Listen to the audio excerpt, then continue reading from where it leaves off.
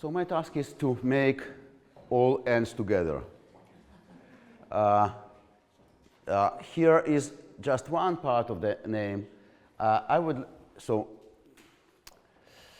My task is really complicated. We should explore the key to end the war, to ensure sustainable peace, and to ensure that there will be no more wars, at least at this continent. And that this one will be the last one. And I will offer you two keys, two things which we should overcome together. First, I will use the language of integral theory, and I will use sometimes colors of spiral dynamics. I'm sure that everybody knows, but if not, I will use other words for to describe. So first is unhealthy postmodernism, and second is colonial optics. Let's think about that together. So let's start asking a question. Why the second most powerful army in the world has unable to win? Because a war is waged not only by armies, but also by societies. The flat view on the war is that soldiers on one army are killing soldiers of another army and vice versa. But this is a flat view. We need an integral view. The presentation will be yours after that. So we will send it. So let's concentrate on thinking how it works. So this is a flat view, but this is only one quadrant. If you remember Ken Wilber's model, that means that a war is much more integral. It includes political systems and economics and propaganda and power struggle, thinking's values and virtues and spirituality, and culture, language, and imagined communities, and shared dreams. That's the integral view. We know from evolution theory that societal development is like personal human development, is some evolutions and some breakthroughs, some waves, which are rolling over each other, and another disappears, diversity increases, all previous waves could be found, and that means that human beings are living in various epochs, in various realities. This is the very good illustration, but I will use not so correct, but easier to understand model of these bubbles: traditional, modernity, and something is emerging. So where we are? We are here. Ukraine is going to modernity. Where Russia is? Russia is going back. Let's explore what is back, what is forward, what is back, what is today. But already we see in this picture that Ukraine is going to the future. Russia is going to the past. First question, where we are going from? Second, where we are going to? Third, why we are going so? Ukraine and Russia left Soviet Union when it disappears in 1991, practically on the same level of political, economic, social, cultural, and mental level of development. Then there was a hard 10 years of social trauma of both societies, because all social order totally disappeared. Social order of Soviet life, which was totalitarian, that means that there was no free will, there was no free part of your life which belongs to you, and everything totally disappeared. This order totally disappeared. If that would be not totalitarian society, you will have something your personal, but you had not something your personal, and everything disappeared. This social trauma was cured by Ukraine by going forward to modernity. And Russia cures this trauma by going back to resentment and revenge, because there are two different strategies to cope to this disappearing of social order. Why they are going different ways? The answer is the lower left quadrant, the culture. The culture, where different cultures of Ukraine and Russia started to diverse. American and European researchers asked me, Was it in 1991, or should we try to found it in the beginning of 20th century, or maybe 17, or maybe what else? I say 1169 was the date where political cultures diverged of Kiev and Moscow. And both countries accelerated after 2014. That brought us to the final solution of Ukrainian questions, which indeed reminds you Hitler's saying about final solution of Jewish question. This is a quotation from Putin. So what is blue? Traditional.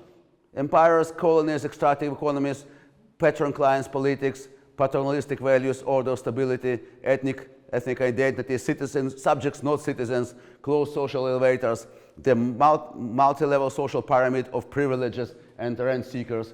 That's feudalism, that's socialism, that's oligarchism, many other kinds of social order which are traditional blue, and this is zero-sum game.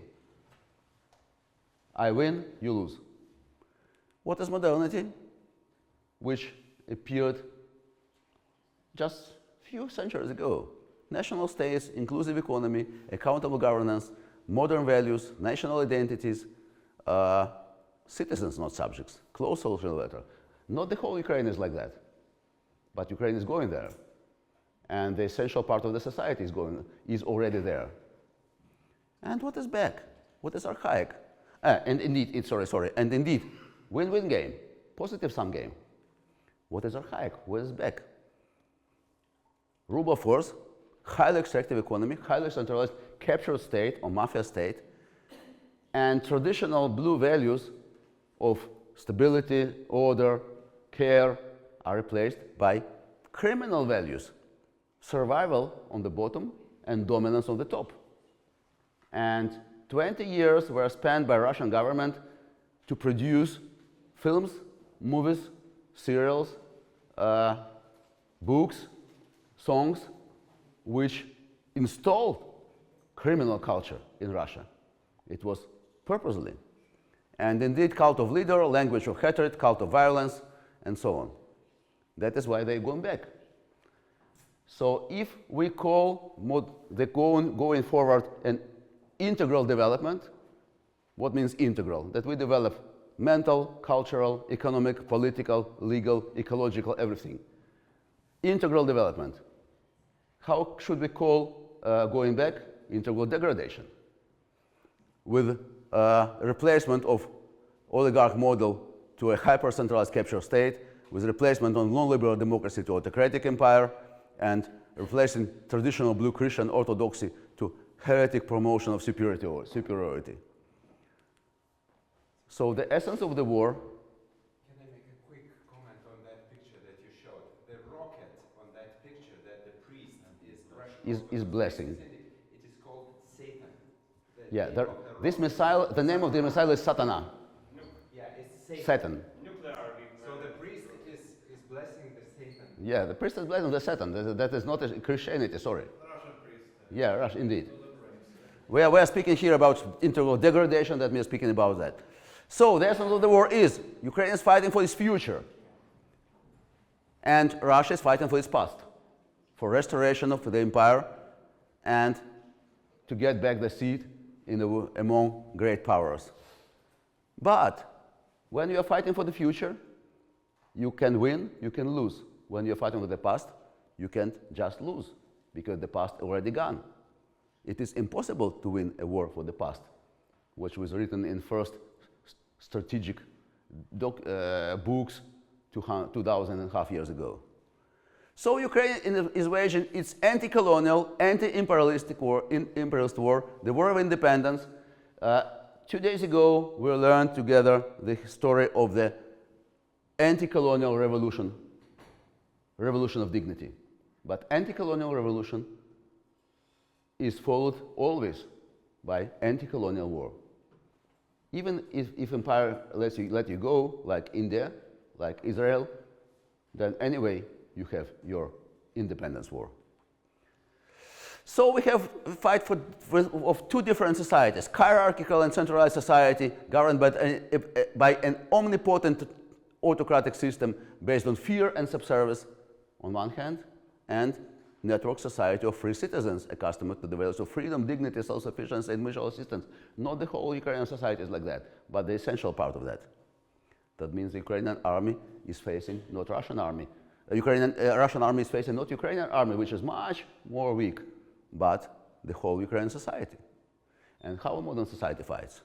With a wide-scale network of civil movements for supply, rescue, and assistance, with the rise of diaspora, with guerrilla war, nonviolent protests, volunteer movements for information resistance, enormous support for local people, and many, many other things, where density of social fabric, those billions of horizontal networks ensures resilience.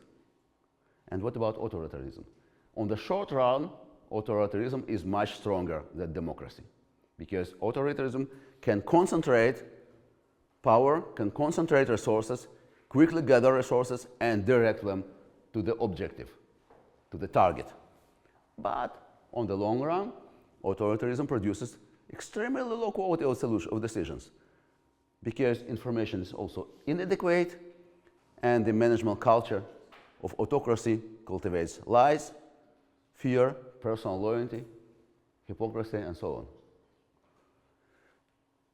So the integral view on the war, and let's consider also we consider the integral plane of 4 quadrants of the war. Now let's go deep and consider different levels of reality, different levels of mental evolution of conscience. Speaking with postmodernists in Europe and America, we hear traditional postmodernist statements about the war. Both parties need a dialogue. Is it correct? Sure. Ceasefire, stop the war. There is a room for a compromise. In any conflict, both parties are guilty. How can we be sure that we know the truth? That's normal postmodern truth. That's normal green reality. But green reality is not the only one reality which we have. There are many realities beneath. Let's go deeper. And on the orange level of modernity, we shall see that there are facts, modernity says. Science says. There are facts, there is a truth, and facts could be established. And when we know the truth, the opposite is lie. There is no post-truth, and there is there is nothing like post-truth or alternative truth. There is one truth, and the opposite is lie. And there is no symmetry between rapist and victim of rape. Let's go even further. Let's go deeper to the traditional blue reality. And traditional blue reality will tell us, there is a clear difference between good and evil. They could not be mixed, and it couldn't be mistaken. And your soul knows the difference. And let's go even deeper to the red level of our reality, where our red part of our personality tells us, who exchange freedom for security loses both. And let's go even deeper to the deepest level of our mental reality, to the purple level, and we shall find some purple truth, which says us, this is for thousands and thousands of years we know, that human beings know that. Human beings knew for thousands of years that whoever comes to kill you, kill him first and leave for your family. And whoever says he'd like to kill you, it's much better to believe. And we have here a red challenge not in terms of red army, but in terms of spiral dynamics. Red archaic challenge, which green postmodernism fails to cope. Because illustration, I think the picture is brilliant and it says everything, but I would like to add something. Red doesn't think about long-term consequences. Red considers politeness as weakness. Red never remembers lessons of the past. never negotiates, and understands only immediate response. So when our peace postmodernist elephant meets very red tank, it's a tragedy. And green postmodernism fails, because green understands a war as a conflict of two evils. Two evils conflict, and good people suffer on both sides of the front line. Can you hear something like that from different media in the West? Indeed. Both two evils fight and good people suffer. No matter who wins and who loses, start dialogue as soon as possible. We don't care who rapes and who was raped. Reconcile. Reconcile, friends. Green postmodernism simply could not understand that there is a fight for life, for freedom, for independence. And unfortunately, green postmodernism thinks that when TV stops to show the war is over. It's not like that. This is what Alexandra today said. Green postmodernism is lost in the face of red archaic aggression. Green advocates sincerely for peace and harmony, but unwillingly nurtures it, because he knows nothing except of peace mantra and habit of powerlessness, because green postmodernist society is post-heroic. So what we need to do, we need to go from green failure to green flourishing. Indeed, modernists say, forget about postmodernism. It is totally failure. But we have an integral view. We should say, no, we need everything. We need green like red, we need blue and orange and purple, we need everything in our life. So what to do? To replace unhealthy green with healthy green. We need healthy green. It is possible. Leave green to the deepest of our heart. For those who know German, green empathy can transform experience to lived experience, Erlebnis to Erfahrung. But this green is integral, healthy green is integral, so it is not pure green. It includes red strength, it includes blue moral compass, and it includes orange rationality and creativeness. That's integral green, this is healthy green. Healthy green is resilient, decentralized, live, anti-fragile, and vulnerable. And we can see some examples, which it definitely doesn't mean that Ukraine is healthy green today. No, that's just a peak emotional state, but triggered by unprecedented circumstances. Like Alexander said, usual people, common people do unusual things. Normal people do outstanding things. But we need also healthy red. We could not remove red from our life, because red could serve life and resonate with us, with our heart. Since we have unhealthy red, we need healthy red to oppose.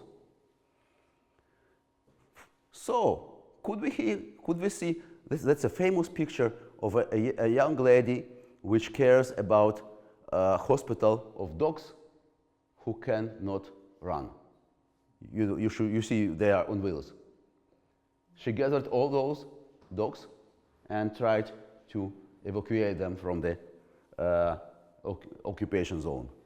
So green, healthy green, what does include? Horizontal networks, crowdfunding, crowdsourcing, open code, wiki cooperation, no bosses, collective leadership, or like Mikhailo said, situational leadership, open access, sharing, and empathy to all sentient beings. What Red says? There was a famous quotation, again I would like to quote Putin. He said, where are centers of volunteer movement? We should destroy it. Where is the center of green network?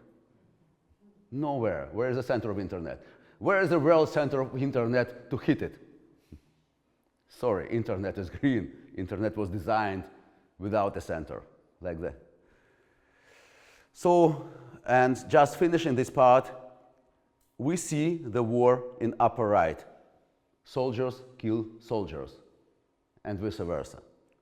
But indeed, the war was born in lower left, from here to here.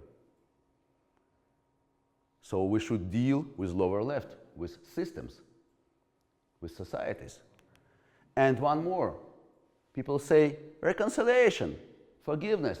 Where forgiveness is? Upper left. Is it enough? No. We are integral practitioners. We know one quadrant isn't enough. If we heal one quadrant, 3 others remains unhealthy. We need and. We have to heal all quadrants, all levels. Not just one. Forgiveness is locked into one quadrant. 3 others stay unhealthy, and that's a problem. Forgiveness isn't enough. So, that was the first part of my intervention, and second part will be more about the solutions. So the first was unhealthy postmodernism. I don't want we should hate and remove green postmodernism. No, we should replace unhealthy green by healthy green. Then that was the first key, to stop the war, to ensure sustainable peace, and to prevent all next wars. And the second key, given the multidimensional nature of the war, how to stop it, how to ensure peace, and how to prevent. This is a quotation from Isaiah. You know that Isaiah, prophet, predicted that all wars one day will be over. How to do this? We should take a look how the war became possible. 10 reasons of the war. How the war became possible. How Russian-Ukrainian war became possible in the world with United Nations, with Red Cross, with all those things. First, imperialism. You heard a lot about that. I don't want to repeat. Second, authoritarianism. No balances, no checks, no balances. No free elections, no free media, no NGOs, nothing. Third, archaization. Going back, integral degradation. Cult of war, violence, cult of death. A photo by Radio Freedom shows you small kids in a uniform of Second World War. When Europe said, never again, you know this motto? What Russians said, we can repeat. Never again, on one hand, we can repeat on another hand. Who wins? Third, oil and gas. Indeed, oil and gas creates authoritarianism.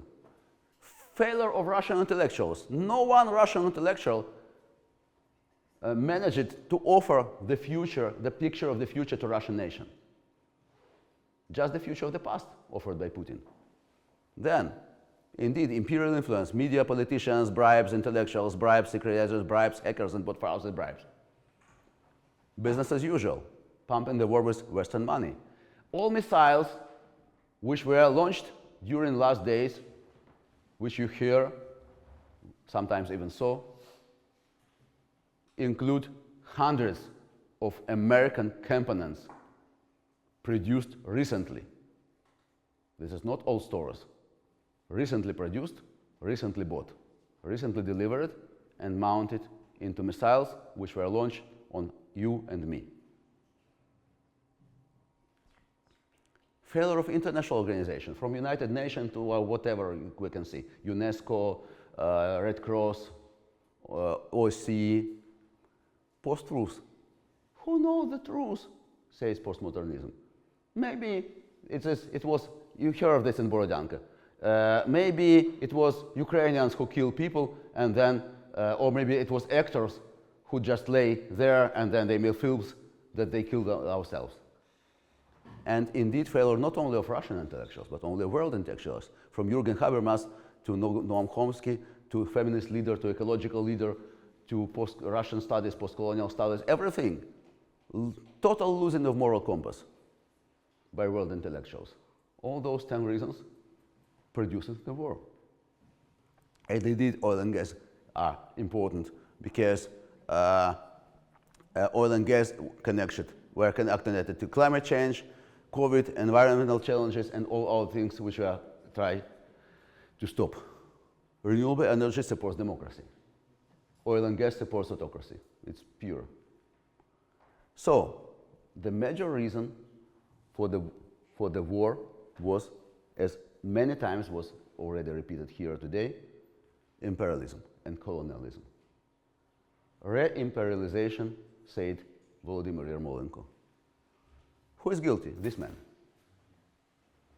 We try to find the guilty. The first guilty, zero patient. Do you know him?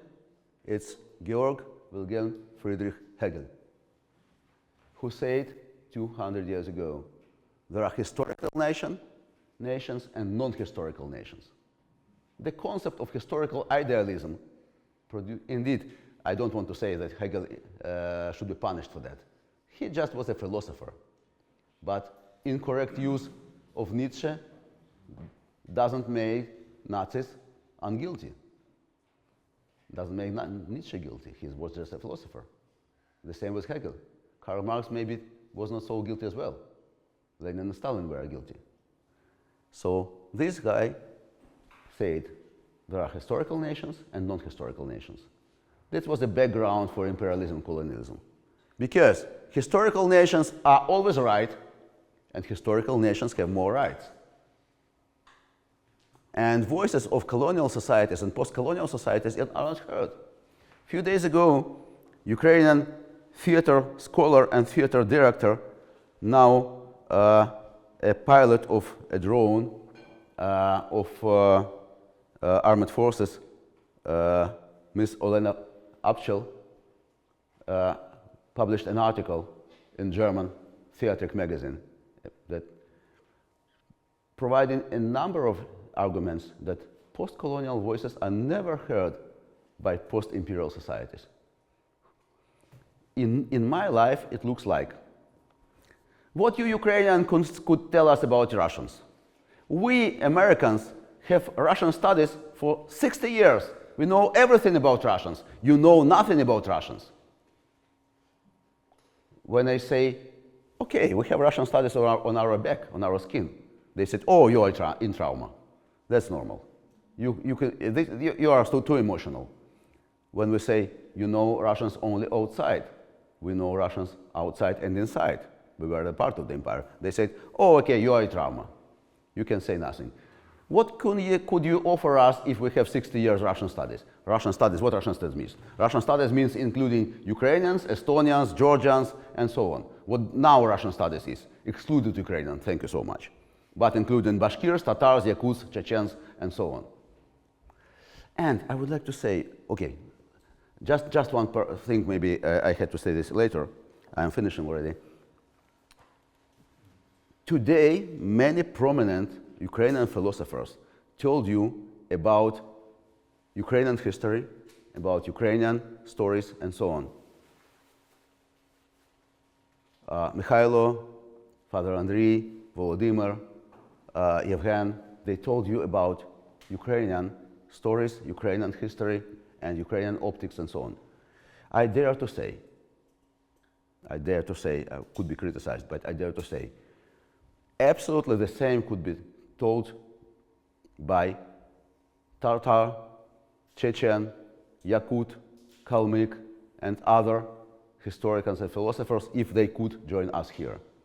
This post-colonial, post-imperial story is always the same with indeed some cultural differences. Muslim Chechens from Caucasus, Buddhist Kalmyk from Caspian Sea, Yakuts from Siberia who kept their old religion, and many, many other nations would tell you very, very similar stories. So you can easily replace the word Ukrainian by the word whatever, Bashkir or Ingush or something like that. So, and now we see the blind spot of the West. So numerous violations of human rights, people's rights, women's rights, minorities' rights, ecological problems, and other risks, and so on and so on and so on, are out of focus of respective scholars and NGOs. My feminist friend told me that she is welcome within the feminist community, but until the moment when she said about feminist about women's rights in Russia. After that, nobody say hello to her. The same with ecologists. The same with human rights defenders, and so on. Why? Because of ideological templates. Over the world, all postmodernist leftists say Soviet Union was anti-colonial, Europe and America were colonial, and that is why you cannot say that Russia is empire. Russia is, and Soviet Union was. Russian studies, Russian money, Russian propaganda, Russian culture, that's a specific way, because Russian culture, which the West loves, that's the culture of something like 500 families in a huge barbarian country. What Lev Tolstoy described in his romance is the lifestyle of 500 families. This is nothing similar with that you can say it about Poland with its 10% of nobility and fear. So how to stop the war? You heard so many times during these days, weapon and money, weapon and money, weapon and money. Zelensky came to Biden, weapon and money. Zelensky came to Harris, weapon and money. To Trump, weapon and money. No. It's important. Money and weapon are important, but not. I dare to say, today, the main issue is not money, not weapon, but the consent of the West to defeat of Russia. We have no consent of the West to defeat Russia. That is why, finally, the risk of defeat of Ukraine is much higher, because Russia is a historical nation according to Hegel, and Ukraine is not historical. And Bashkirs, Yakuts, Chechens, and so on are not historical. Historical nations can't be defeated. That's not true indeed. If historical nation Russians will be defeated, who will manage those non-historical nations? They could not manage themselves. Who will manage them? No, they can manage themselves. This is a pure colonialism which was negated by UN Declaration of Freedom for Colonized Nations and Territories of 1960. That was the basis for decolonization of Africa, Latin America, and Middle East and Asia. Nobody can say, this United Nations basic document says, that some nations are not ready for freedom. Indeed, roots of this statement are religious enough, because we believe that all people have the same right and all people were created equal. Who will manage? They will manage themselves. Who will manage Ukraine? Say they in 1991, Chicken Kiev speech. Who will manage Ukraine? Ukraine is not a failed state. You can today told a lot about that. So historical nations have much more rights. Leaders of historical nations can be persecuted. Today you persecute Putin, tomorrow we persecute Clinton. No, it is not possible. Or Bush, the senior, or Bush Jr. Never prosecute leaders of historical nation. You can prosecute leader of non-historical nation, Milosevic, Hussein. Please, feel free. But never leader of historical nation. We should not overthrow Putin's regime, American leaders say. Assets of historical nation could be confiscated. Yes, today we confiscate Russian assets, tomorrow American assets. No, never. A historical nation couldn't be expelled from the United Nations Security Council. Today we expel Russia, tomorrow they will expel America. No, historical nation couldn't be treated like that. Historical nation cannot be embargoed. All those myths, historical nations are always right. Non-historical nations are always guilty. And historical nation indeed has a right for its own interest. Take Chinese view. Chinese view is, we support territorial integrity of all countries, including Ukraine. But we support the idea that every big nation has its own zone on exclusive interests. How can these things be combined? Only Chinese can combine it. Huh? Only Chinese can combine it. Oh, I will give you another example, which is recent. We support territorial integrity of Ukraine, but we are against withdrawal of Russian troops from its territory.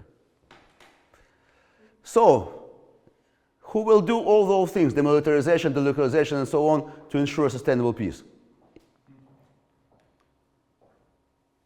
I can tell you lots of stories about minorities which are oppressed, which are not minorities. We never say national minorities because they are not minorities. They are majorities in their respective countries, which lost their independence simply.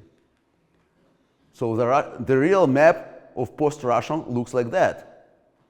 And this doesn't bring us unacceptable risks like proliferation of nuclears, humanitarian crisis, Chinese strengthening and so on. This prevents nuclear, humanitarian, Chinese and other risks. And I would like to share with you the Sustainable Peace Manifesto. I will send you a link. I'm proud to be a part of the team which produced it, which shows us the way to sustainable peace and to prevent any next war on this continent. So, am I in time? Not indeed. Contours of a new international security system are being outlined right now. And we are here because God has no hands except ours. So, two things should be overcome: unhealthy postmodernism and colonial optics or post-colonial optics, which separated historical nations with more rights and non-historical nations which have no voice. This is not true. If you will see any roots of any armed conflict on this planet during the last 30 years, or we can go deeply in the past, you will see the same roots: imperialism, colonialism. We should change the Western optics to overcome that.